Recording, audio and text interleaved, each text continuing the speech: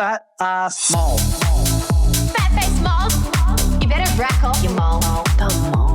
Dumb mole. Dumb mole. Dumb mole. Shut up, you mole. Shut up, mole. Yeah, you mole. Such a mole. Such a mole. G'day, moles! I was wondering what we were going to go with then. I was like, I like that pregnant pause. I know, I was just like, That's quite it's quite appropriate for the episode that we have. yeah, it is. Not pregnancy moles. Today we're talking about like hospital health doctor moles. Like, yeah. Any kind of been put in any kind of hospital medical situation, I suppose. Yeah, I think like because like they yeah, I've had my fair share. I'm sure you have. I'm sure everyone has, really. Yeah, I was actually talking about this on stage last night. I was born 8 weeks premature. Oh yes, you have mentioned this on the podcast before. You were preemie I was baby. a little preemie. You were like Just a little preemie. Size of a hand. Yeah, child's hand, Chucky's hand.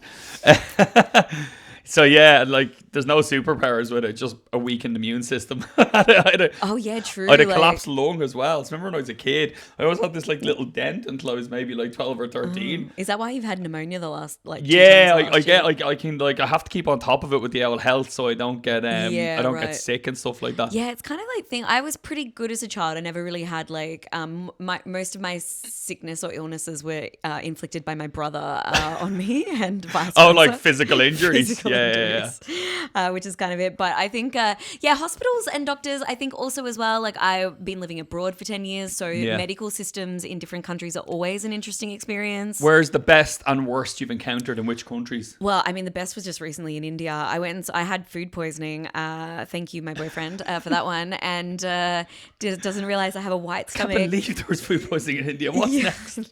Alcoholism in Ireland. Yeah, right. Heroinism. Is that even a word? I don't know. Heroism. Heroism.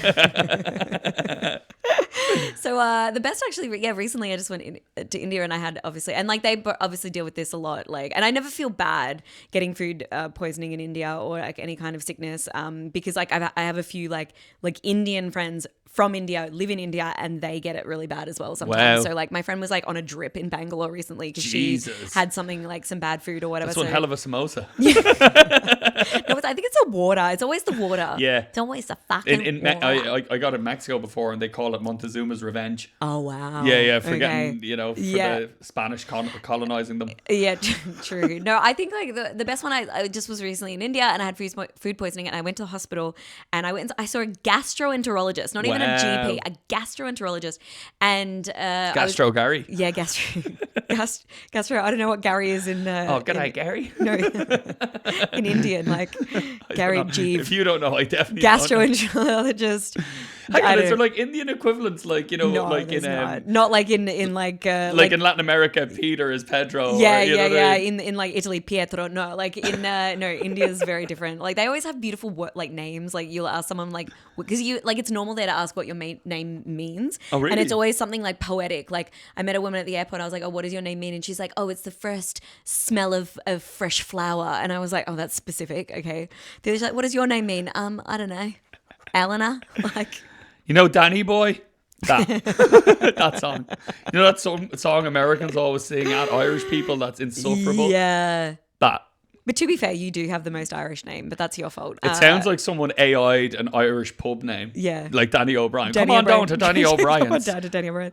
So I went to this hospital, gastroenterologist, and I obviously just a stomach bug, and in and out within like 20 minutes. Wow. And £13, and I had all the medication I needed. Yeah, you'd be on a trolley in Dublin for probably 2 days. Yeah. If they even got room for you. Yeah, or you just have to pay private and go and pay a shitload of money. It's insane when you're from a country that like I don't like even using the term wealthy country because we don't see any of that wealth. Like everyone thinks Ireland is this like booming economy, but like our healthcare system is like we've got a children's hospital that has gone so over budget and it's taken so long that the budget for it is going to exceed the cost of the build of the Burj Khalifa. And no accountability. You could have just built no Burj accountability, Khalifa. And all politicians are like, sure, I was meant to be 400 million. It's now over $1.5 billion. Yeah. How? And it's in the Why? worst because they like contractors just took the piss and no one did anything about it, and they just kept adding on and adding on, and then they're like, well, we have to finish it now, we have to pay them, but it's all brown envelope. There's all that corruption shit going that's on. like kind of. But logistically, I drive back that way a lot from gigging down the country. And I was driving back and I'm like, they should have built a flyover to the hospital because like getting there, I'm doing a show really close to there tonight. And I had to message a friend of mine who runs another comedy club because I'm going to have to park in his driveway so I can make my second show. That's how bad the parking is. And that's at 10:30 at night. Wow. So can you imagine if you have a sick kid and you're trying to get in there? Like for anyone that's from Dublin listening to this or Ireland, the area where they've built it is the worst idea. It's beside Guinness. It's beside the Guinness storehouse. Oh, wow. Which is probably perfect for a children's hospital. You know what I mean? Dad's like, I'm just going to drop my kid off. I'll just nip in next door. Who can make a sunrise? Like... No, I think like hospitals are always like interesting thing because like obviously nurses like as well and nurses and doctors like they must see their fair share of shit quite like, literally. If you ever do Christmas shows, particularly here in Dublin, the people who go for it the hardest are always nurses and teachers. Nurses are lunatics. Well, I mean, half of the Irish nurses are in Australia, so you don't blame them either. Like at least they can afford rent there. Like it's insane. At least I mean, probably the rent is about the same, but at least they're in Bondi, you know. Yeah, and their salaries are like a million times better. Yeah, I think like it's like the worst experience I've ever had is in German hospitals because they're notoriously bad. Really? Like, yeah, that's surprising. Because, especially for like immigrants, people who move to the country, like they're just not very. And if you don't have German, they're like absolutely not. Yeah, I remember I was in there. I had to go back in 2017. I was very sick and I was in and out of hospital because the doctor gave me and also like Germans don't like prescribe antibiotics. Like it's just not. They're like, oh, have some tea, drink some tea, and you'll be okay. And you're like, no, I have a bacterial infection. Yeah, I need to kill the bacteria. I need to kill the bacteria. And so they gave me this like antibiotics that was so strong that it killed everything else in my body, right? No way, wiped your immune system. Yeah, and then so like I just kept getting sick. I had influenza, then I had bronchitis. Like it was just like one thing after the other. I just couldn't get well.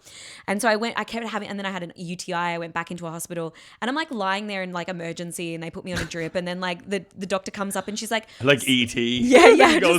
I'm just like there and I'm by myself. Like I don't know, like no one else comes with me. I was like so horrible. And she comes up and she's like, yeah, so we're looking at the chart. And I'm like, yeah, like, and she's like, what is wrong? And I was like, yeah, I'm just like, there's something wrong, like a UTI is something, I don't know. And she's like, well, it seems, Miss Baum, that you have what we call grandma symptoms. What, like looking for attention? Yeah. Wow. And I was like, that is some serious passive aggression. Right. And grandma symptoms. And like in the end, I ended up going to a private hospital getting blood tests and stuff. I had a zinc deficiency, which was making my immune system. And I just remember, and I walked home, I was like crying. I was like, I know I'm not crazy. I know my body. Yeah. Like, you know, I know I'm like, yeah. Wow. Grandma symptoms. Like, in fairness, as difficult as Irish hospitals are, because like they're so overwhelmed, it's never the staff's fault. Irish nurses are they're angels. Oh yeah, they're angels. They're built for it. Like there's something about Ireland and their nurses in particular really built for just being amazing caregivers. Yeah. But they're also, they've got the personas for it. You sort of need to be bedside manner. Like tough as well. Like so you need to have like bedside manner, but I think also as a nurse you also need to have like a weird sense of humor. Kind, fair, a bit funny. Yeah. It's a good mix. And it's so funny because I love meeting nurses. Like my aunt is one and she's like a chain smoker. Like they're like the worst people to do with health as well. They're like, shouldn't you be not smoking? They're like, fuck it. Like, you know, you're just like fucking chain smoking. I'll tell you a funny one. One of my oldest and best friends since I've been a teenager, he moved from Dublin down to Wicklow where we grew up. Right. And I had moved when I was about 9 or 10, so I went straight into secondary school. Yeah. And I was kind of considered a bit of a dub and a bit of a blow-in because I wasn't from there, but because I'd been there from the start of secondary school, it was kind of okay. Yeah. He joined when we were in like third year, so he was maybe 15. And he smoked, right? He looked rough, like he looked like a kid from Dublin. Do you know what I mean? And he was already shaven then. He looked about 30. You know, one of those dudes, in an earring. Yeah. And our principal just hated him because he was like a real country principal. And this guy was just, who's this scumbag coming down from Dublin smoking? And like my mate is like the most chilled out dude you'd ever meet. But like the principal just really, really hated him. And he was pretty awful to him, to be honest with you. And he always said, you're never going to be anything. And he's like, his surname is Kelly. He's like, you'll never be anything, Kelly. You'll never be anything. As life went on, and life takes a lot of weird twists and turns. But my friend is now a manager. He's the head nurse of in one of the biggest private hospitals in Dublin. Wow. Won't tell you for legal reasons, but he manages the entire wing. Like he's the main, but like he's got an amazing job. He's bought a new house. Like he's done incredibly well. Right. Upskilled himself. Whatever amount of years later, maybe this is probably around COVID or just maybe at the start before COVID. Our old principal, because it's a private hospital, had to go in to get like a heart valve transplant. wow. So he was actually managing all the surgical wings, which is if you get like kidney or heart. Turn it off. Boop. Yeah, literally, you're right. But because everyone was masked up, which they would be anyway. Yeah. He'd been like semi-sedated and he was getting wheeled into the theater. He's having heart surgery. Yeah. Yeah. It's pretty dramatic. Like, Yeah. and as they're going into the theater, my mate is wheeling him in, and then like he's kind of fading out. He just grabs his mask and goes, "How are you, Sean?" And he's like, "Ah!" And then like he was already like under sedation. So like that's the last thing he saw. And I was like, listen, If he man, had have died. be nice to people on the way up because you're going to see them on the way down. Exactly. You know what I He mean? didn't die though, did he? No, he's grand. Yeah, I was okay, actually fine. drinking with him last summer. Oh, right. He turned up and yeah, he must be in his 80s now, the principal. He's a legend. Like, That's a fucking great story. Very proof that you never always be nice to people. be sound, man. You never know what's coming. Yeah, I just think like the hospitals and stuff are like, I hate hospitals because I grew up a lot in them, not for myself but for like people around me. So it's like Yeah. I always feel weird like kind of in there. And I was actually talking with my friend the other day and was like, oh, do you have any like, you know, stories of moles and stuff like that? And I think anything to do with like, you know, colonoscopies or Touch wood, it's the one thing I haven't had to get done. And when my mate was training to be a nurse, Yeah, he was yeah. he used to work in this other hospital where you have to do a certain amount of time, and he kind of yeah. worked as a porter. And I used to call into him when I was in college, right? Because our mate worked at McDonald's down the road, so he used to give us free McDonald's. Yeah, we had yeah. quite a cool little triangle, Yeah, yeah, actually. yeah. And I worked in a pub, so if the lads called in, you might be able to give it an odd pint or Yeah, whatever. yeah. But I went in, and my friend's job was cleaning the scopes. And anytime I go in, he used to be like, "Arr!" And he'd twist them. And they used to like, and I remember just going, him being in charge of these is terrifying. B, it was so, because these were the older ones that when you twisted a little thing, it was like, you know, Etch-a-Sketch. Oh, When you yeah. twist the two little knobs, but Oh. that's how they moved them with little knobs. You know what I mean? So to do Yeah. all now it's all electronic and it's whatever. but- Yeah. Honestly, like, I hope you never have to have one. They're like the most violated I've ever felt in my entire life. But like, it's not even that big. Why are they so violent with it? And they lube it up I and don't know. stuff. Yeah, they lube it up, but like I was fully sedated, but my friend has had them a lot, and like there's also been ones where like he's awake. He's had them where he's awake. No. And you just like bend over and they're just like up there. Like, can you No, imagine? that's the noise. Like your butthole is like pulling it in, like nom nom nom nom nom. It's not like hungry hippos. No, it's trying to eject it the other way. But like, and then they have to take like a chunk of like the bowel to like do tests and stuff on it. And he's like, it's the most painful thing. I always like, kind of thought I wanted to get a colonic, and I was like, but you just eat some fiber and that'll sort you out. Like, Yeah. but like, I remember watching. I was like, maybe I get a colonic. Like, they sell it to you. Oh, you'll feel amazing. And like, Yeah. but also like, you're just like inflating your stomach with shitloads of salty Yeah. water, and then you're just shitting it out. Like, yeah, it's true. awful. Well, what was it like 10 years ago? I think when I was seeing like when it was at the Melbourne International Comedy Festival and we Yeah. had dinner one night, and I told you this years later. Oh yeah. And we went out for Chinese food and like bao and like whatever. Anyway, I went home and then I was Glutinous rice balls. Can I have some extra glutinous rice balls, please? I was in so much pain, Danny. And then so I ended up going to emergency, which luckily was around the corner from my house. And I went in there and I was like, like I can't, like everything's really painful and whatever.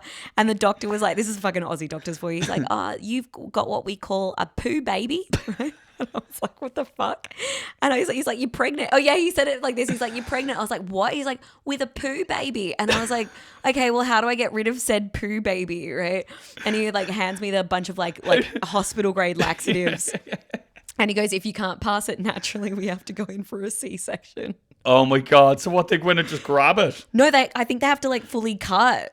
I actually saw one of those Instagram medical videos, you know, where it shows you. Oh, Jesus. And this woman had it in her bowel there, and that's what they did. Yeah. And there was a cartoony, you know. Oh, okay. But man, they're like, they open your stomach and then they open your bowel, and Yeah, it comes yeah. out like an American football. Yeah, it's Then they huge. sew you, but like it's proper. Yeah, because it's like a fecal impaction. That's what they call it, right? And so basically it's so big that like nothing Nothing go can around pass. it. Yeah, yeah. Jesus, proper Lord of the Rings. Yeah. Like, It was. I've never heard of that before, so now I always carry laxatives with me just in case it ever happens ever again. I'm like, oh my god. But it was so funny because it was feel a like, bit blocked up, eats raw chicken fillet. I was like, oh my god. I was like, I'm pregnant, mum. She's like, what? I'm like, with a poo baby. She loved it. I spent a lot of time in hospital as a kid. I was sick as a kid, but like it's weird. My aunt's kind of airy fairy. Yeah, like everything happens There's for a always one- reason. there's always one in Crystals, every yeah, she family, loves all that. And I always kind of got on with old people, and she reckons it's because I spent so much time in hospital as a kid right. that they were kind of like my mates. Like I don't know what I Yeah. was even up to. I don't remember. Maybe it was like playing bridge or something when I was like 3 and 4, because I was in hospital non-stop from when I was born until I was about 2 or 3. Oh, wow. And then I got salmonella when I was 9, and I was in From hospital for what? 3 months. My granny cooked chickens had just become a thing. They could buy, you know, like the ones in the bag Yeah, you get. yeah. So they only started doing them in Ireland. Like this was like a big deal, right? Yeah. And my granny had bought a couple of them, and she'd put them in the fridge. And one of them had been in the fridge for way longer, so she mixed them up or whatever. So she gave me chicken sandwiches going to school, but I got like the worst case of salmonella, and I was staying with my other granny who's dead now, but like I was staying with her. And I remember I was like, I don't feel good. And I remember she gave me a glass of milk, right? Yeah. And I remember just projectile vomiting everywhere. And then I couldn't even keep down a sip of water. Like it was really bad. Oh wow. And then my mum called my GP, who at the time was away. He was away on like a golf trip. Oh, so he shit. sent his son over, who like wasn't even really qualified as a doctor, Yeah. or if he was really new. He's like, oh yeah, he pressed my stomach, and he's like, yeah, he's got appendicitis. Now my stomach hurt because I'd been vomiting for days. Like I couldn't even take a drip of water. Like anything I tried to eat, I was Yeah. like, right? It's like a hamster. You know, a hamster's on the water thing, like where you're like gagging. So I went into Hollis Street Children's Hospital in Dublin. They're prepping me for surgery, like nil by mouth and all. And I'm like, they were going to take out my appendix. Oh, they were going to kill me. Jesus. And there was one African doctor there. I'll never forget this guy. And he's like, has anyone examined this child? Has anyone given him an ultrasound? And everyone Yeah. was like, no, why would we bother? And then he sent me down. There's nothing wrong with my appendix. Yeah. Then I had to be sent to a place called Cherry Orchard, which is like the only fever hospital in Ireland. Oh wow. And I was insane. It was Do they in think the you had typhoid? or early something? 90s? Yeah, so I was in this like segregated thing, and loads of mad stuff happened there. Like a cleaner wiped the floor of my room, cleaned the windowsill, and then wiped my face with the same cloth. And my mother came in and caught her and was like, what are you doing? But like, no, imagine now, like you'd be a court case. But like back then, my mother's just like harden up. Like, Yeah. she shouldn't have done that. She should have used a different cloth. But anyway, I was in hospital for 3 months, nearly had to stay back a year in school. Jesus. And then after everything, I remember driving past the hospital, and I Yeah. hadn't really thought about it in like 30 years, because it was really like grim time in my life. It's not something you think back on. But I was doing a school workshop, and this hospital is in it's near Neilstown, and it's a rough area. Like it's a lot of kids on scramblers, like it's fairly full on. But I pulled in the car, took a selfie, because I was like Cherry Orchard Hospital. I took a selfie, sent it into my family group, going just a little trip down memory lane. Do you know? Because they all knew about it. Like, Yeah, you know? of course. So everyone in the family Facebook Messenger group like saw it and said nothing. Then my granny starts typing, and I'm like, no way, she's going to apologise. Here it comes. You know what I mean? Yeah. Like, and then she just wrote, didn't do you any harm. Didn't do you any harm. I nearly died. I was in hospital for 3 months. She's like, you're alive now, aren't you? Didn't kill you. Yeah, I couldn't eat that's- chicken for years. I was traumatized. That's such like a kind of like a grandma thing to say, Yeah. like, or like from that. Sure, you're here, generation. aren't you? Huh, I went through the wars. What Yeah, did you go through? yeah. Bit of salmonella. I had 5 children, but please tell me more about your food poisoning. Yeah. Yeah, I think it's like crazy thing. We do have a mole of the week. Oh, yeah. Actually, we have a written one. So this is written in. So it's my mole of the week is me. I went to the hospital because I could not find my tampon. After 5 to 7 hour wait, they checked inside to realize there was nothing there. What? So she had a tampon, like she thought she had a tampon inside and was so panicky because if you leave a tampon Yeah, in there, you get like toxic and then shock went to syndrome or obviously the whatever. hospital and then like 5 and 7 hours, like waiting 7 hours at like waiting, and then they like look inside and it's like, no, like she's like, oh, sorry, I'm a dumb bitch, I forgot, I took it out. Oh my God, that's really embarrassing. Right? Looking for like a ghost tampon. But it happens a lot. Like I'm like, did I take it out? Did I not take it out? And you just like, you forget. And Yeah, then you're yeah. like, because then if you leave it in there, you can die of like toxic shock Yeah, yeah. syndrome. So like I always do that. And I literally email myself, I'm like, tampon in, tampon out. Tampon in, tampon out. Tampon in my inbox. Yeah, literally. It's like, Wow. remember you have a tampon in, take it out later. Or, Surely there's an app. Is there an app? Probably, but like, fuck, email's just quicker, honestly. Yeah. Jenny. But I'm like, if ever anyone like sees my emails or something like that, or if I've got it open, I'd just be like, you have a tampon in, take it out. Like, what the fuck is wrong with this bitch? I'm so scared I'm gonna leave it in, you know? Yeah, like men have it far easier. Do you know what I mean? Like we just have to remember to drink water and stay alive. Yeah. We're like cactuses, really. I know, it's so funny, like everything, like with my boyfriend trying to like tell it, like I was telling him something the other day about like something to do with like, I don't know, periods, and he's like, what? I was like, yeah. You guys get what? No, he knows what a period is, but it was something to do with it, and he's like, oh. He's like, sorry. And I was like, yeah, fuck you. Cool story, bro. Yeah. I can not relate, but like, yeah, cool.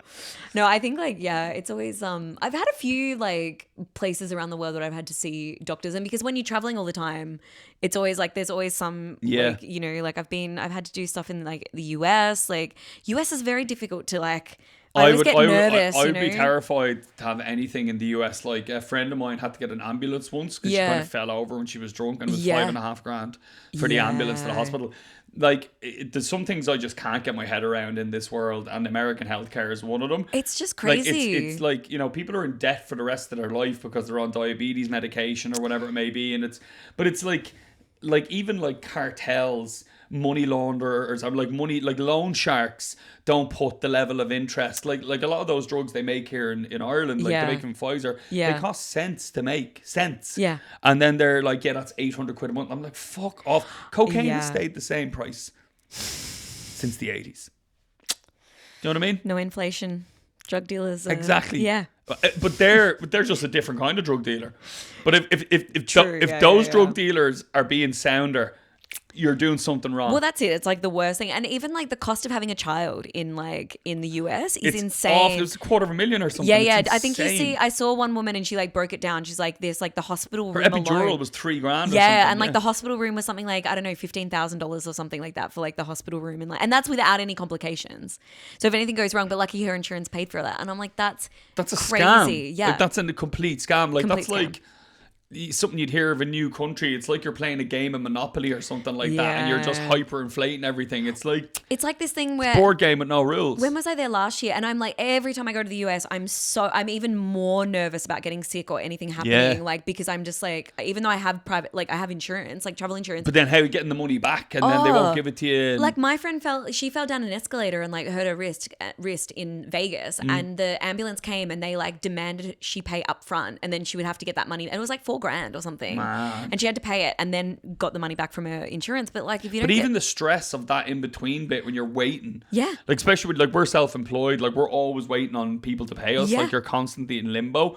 And it's really stressful, like, when you're always waiting on people, but when it's your health. But that's why, like, in the US, like, a lot of people, if they've, like, say, I've seen, like, things where if you get shot on the street or something like that, because, you know, they have guns, and people will take an Uber to the hospital instead of calling an ambulance.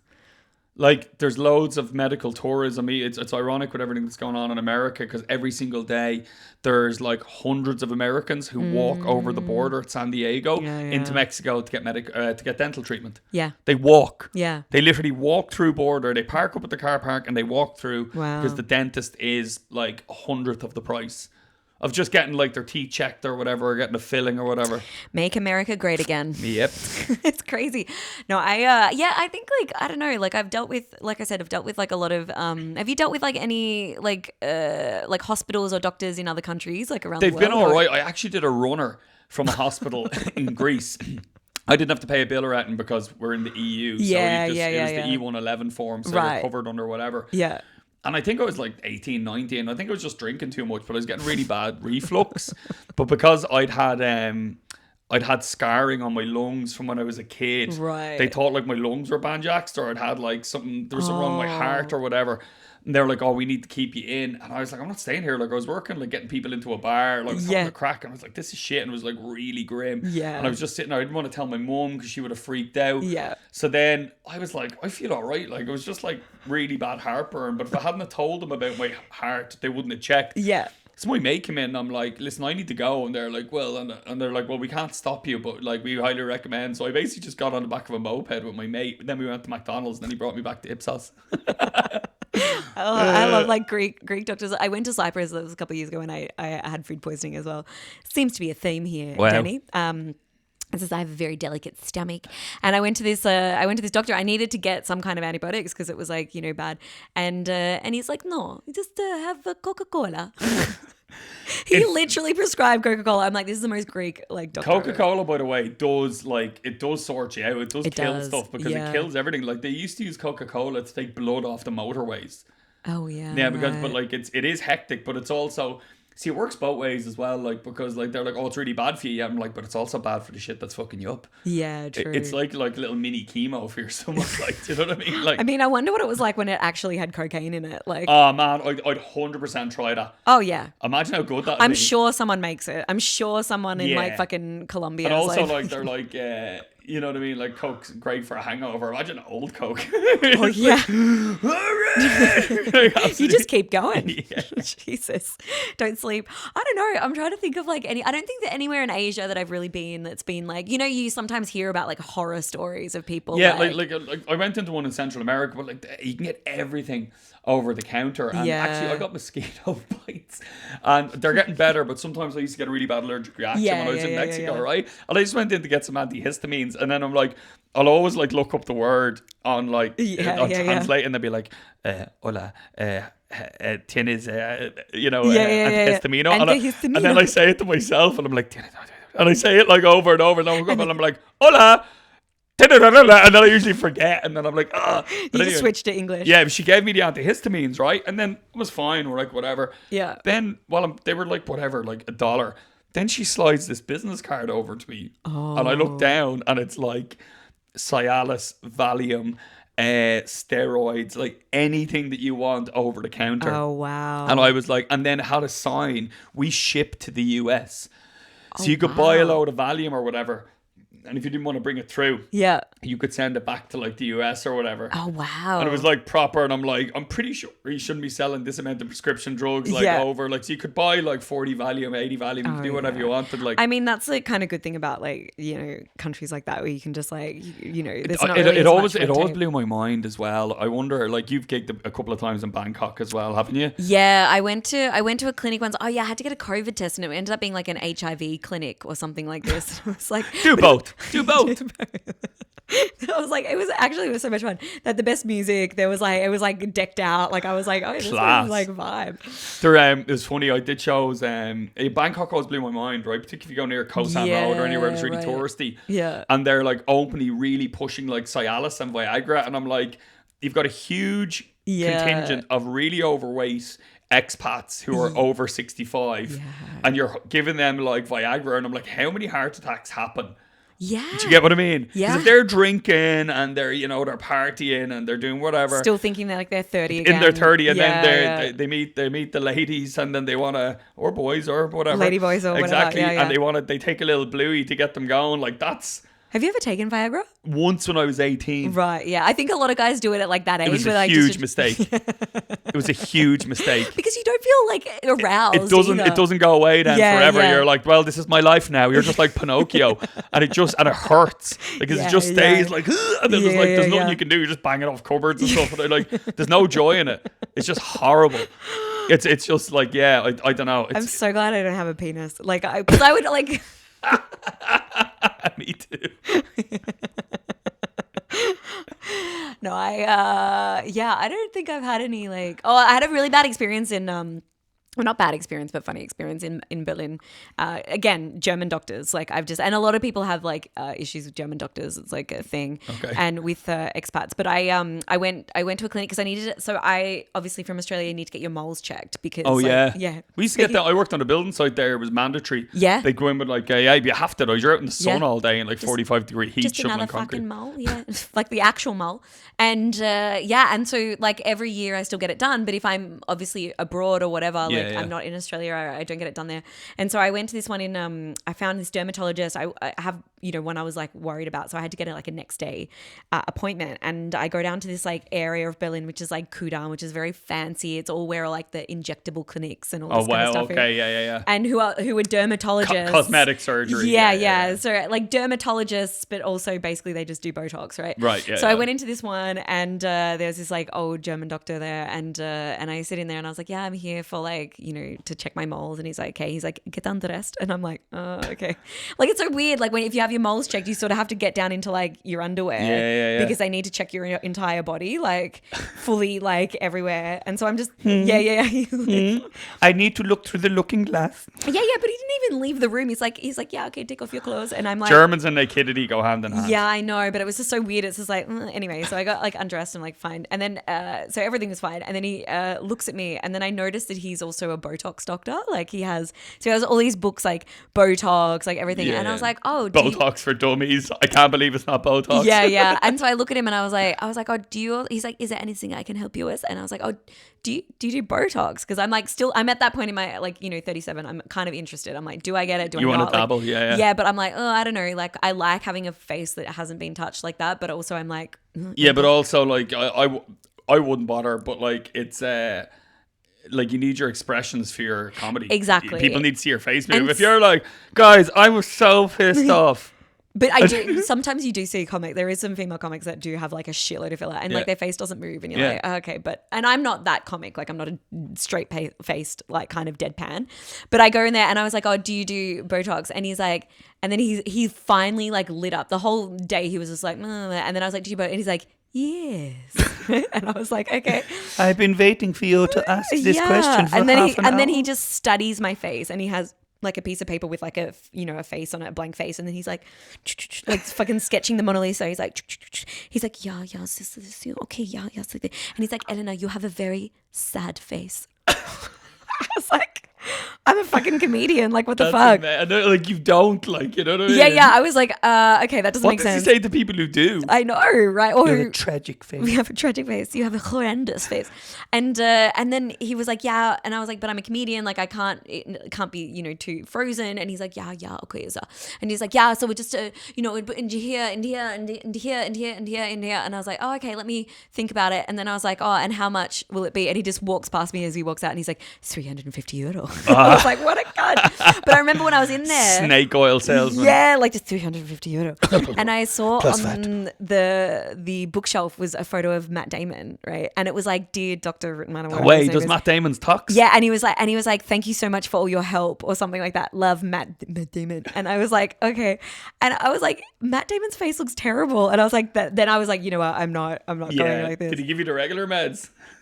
No, I didn't get anything. Like from him, I didn't get anything. But I was just like, oh god. Just went in for a preemptive Botox trial. I went in for a mole check and came out with plastic face. That's a good way. So be wary, the mole checkers. They may turn out to be Botox highwaymen. Grandma symptoms. Just German doctors in general. But yeah, this is thank you guys so much for listening to Mole Patrol podcast. We have some live shows coming up soon, so please like, subscribe, ring the bell for notifications, and please leave us a review and like us on Spotify because it really helps us get to the next level of in Spotify recommendations. Yeah, and also keep those moles coming in thick and fast. We massively appreciate them as well. And we're going to have some really exciting footage coming from our live shows as well, where we'll have some actual moles in the show contributing, which we're super, super excited about. Super excited about. But yeah, thanks so much. Your health is your wealth. Until next time, moles. See you later. See you later, moles.